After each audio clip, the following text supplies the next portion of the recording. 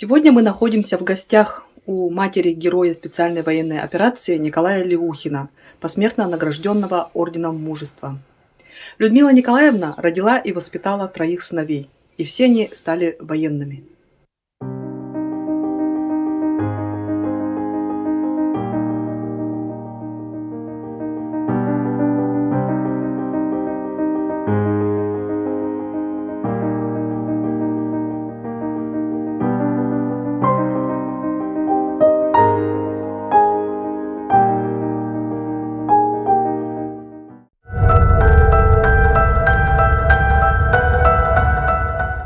Что о себе-то? Училась. У меня было 8 классов образования всего. Потом мы родилась в Амиконе.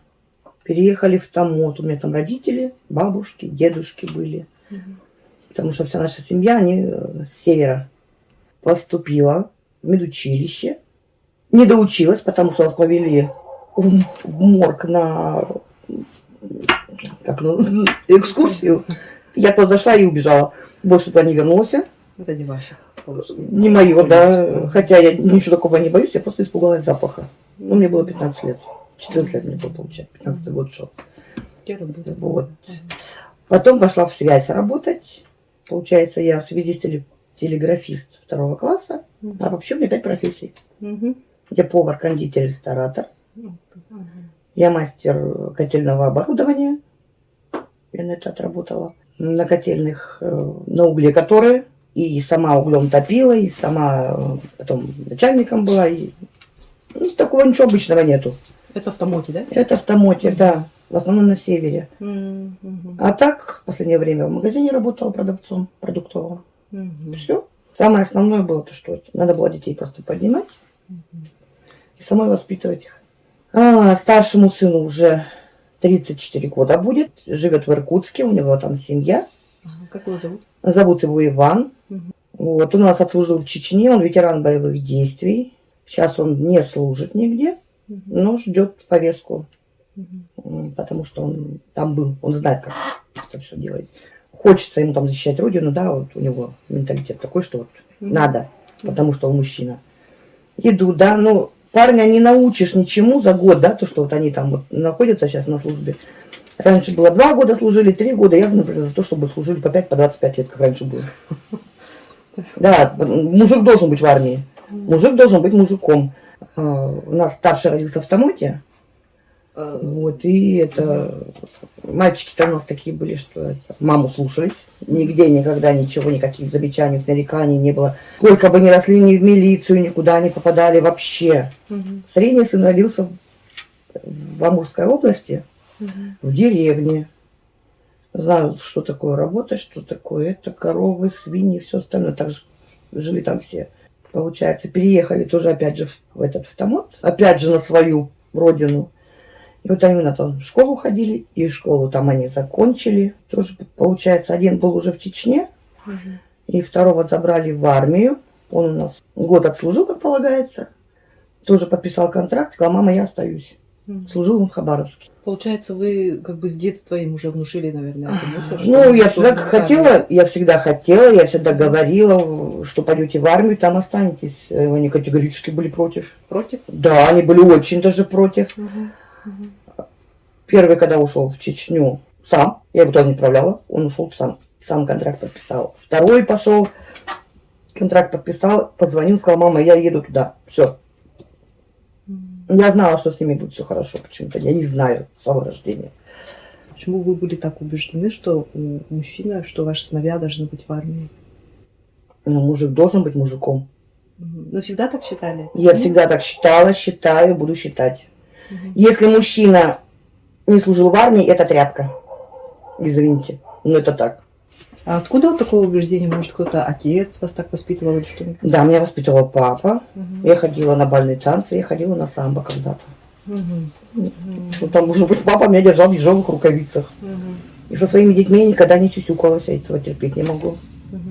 Я их люблю всех, каждого даже по отдельности, но одинаково. И никого между собой там вот я их не собираюсь делить. Или там кто-то лучше, кто-то хуже. Нет, они все одинаковые. У каждого есть свой характер, но они готовы всегда маме помочь прийти на помощь. Второго сына зовут Илья. Ему 32 года, будет 33 уже. Он служит с 18 лет в армии. Он так в армии у нас и остался. Служил, сказал, будет служить. Это его стихия, это его профессия. Он этим живет. Мы с этим как-то согласны, мы не отговариваем, не уговариваем.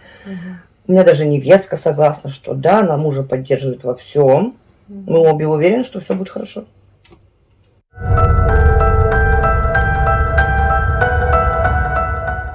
Коля у нас родился в Нерюнгри. Был хорошенький такой мальчик, здоровенький. В год у нас весил 20 килограмм. Ничего себе. Вырос он у нас на козьем молоке. Да, коровье молоко он не любил. Пил козье молоко большими литрами. Крепкий такой мальчик, да? Да, пошел у нас, стал ходить. Ему было 8,5 месяцев. Он у нас ходить стал. Врачи все говорили, не пойдет, потому что вес большой. Вот, но побежал. У него было... Дети обычно там какие-то буквы не выговаривают, да, потом начинают говорить. Вот у него было 3 буквы. К, Г и Р. Он их не выговаривал. Букву Р он научился говорить, когда ему было 5 лет, а К, Г он до самого последнего момента он их не выговаривал. Да, он где-то букву К заменял на букву А, там свое у него там было. Он всегда говорил, это моя изюминка. Буду генералом, это будет моя изюминка. Таких генералов еще не было. Он тоже у нас не хотел. Он был как в каком у нас классе? В 8, наверное. Он тоже, я отслужу год, и в армию я не пойду. Ну, отслужу, и дальше я там не останусь, я не буду служить. Я говорю, почему? Во-первых, армия – это перспектива, это то, что действительно стабильность и на 100% гарантия, что вот и ты, и твоя семья будут жить в самом-самом лучшем этом. Да, обеспечены. Короче, армия – это то, что защита для семьи, для всего. Вот, у них все привилегии вот, у всей семьи. Даже если папы не будет, например, привилегия для семьи остается. Это хоть какое-то что-то. Это вот он как-то наотрез прямо.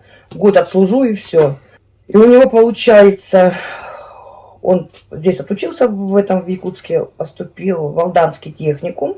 Его вот это предармейская вот эта комиссия идет, что за год, за 2 там их вот военкомат вызывает, ставит на учет. И вот он на последнем курсе у нас, он мне позвонил, потом и сказал, я тут так хорошенько подумал, я в армию пойду и там останусь. Я не знаю, я потом перестала его убеждать, я говорю, думай тогда сам. Он говорит, мама, у меня должно быть свое мнение. Я говорю, хорошо, выскажешь свое мнение, но ты в армию пойдешь.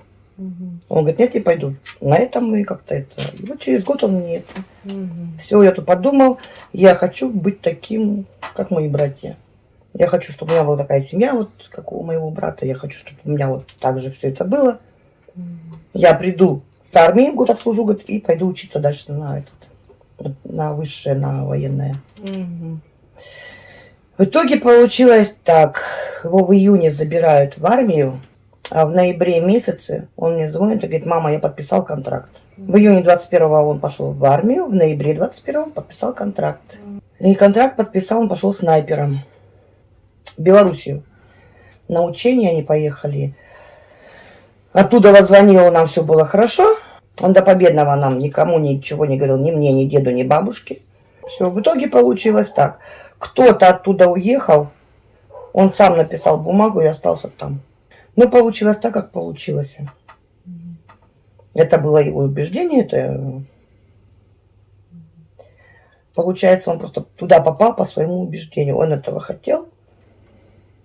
Но так вышло. А вот сейчас, когда так получилось, вы не жалеете о том, что так детей воспитывали? Нет. Почему?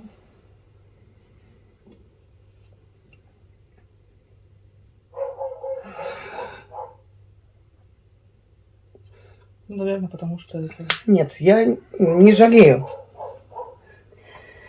Я могу пожалеть только об одном, что у него не было своей семьи.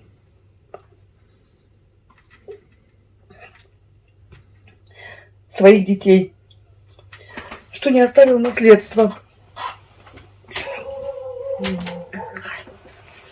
Вот. А своих убеждений я менять не собираюсь.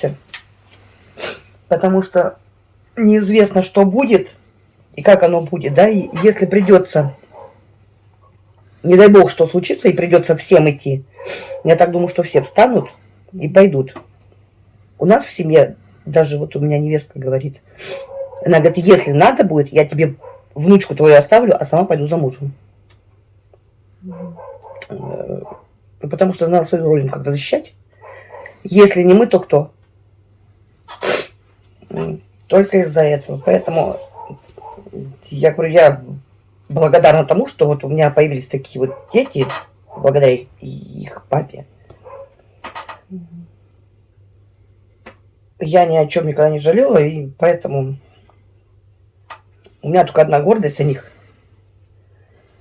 Не дай бог, чтобы были у каждой мамы такие дети, которые действительно любили бы своих родителей, свою родину. Они сидели по тюрьмам, где-то по какие-то вот со своими этими вот. Пил, курил, гулял, дебоширил. Я этого не принимаю, я этого не понимаю. Потому что мужчина должен быть в первую очередь защитником семьи и отечества. Только из-за этого. Я, может быть, для кого-то покажусь такой этой чересчур прямо строгой, наверное, да, без этих, что нельзя вот ребенка там где-то это надо защищать. Вот. Нет. Я своих детей защищала в свое время, они пока были маленькие. Сейчас настала их пора, потому что они мужчины в первую очередь.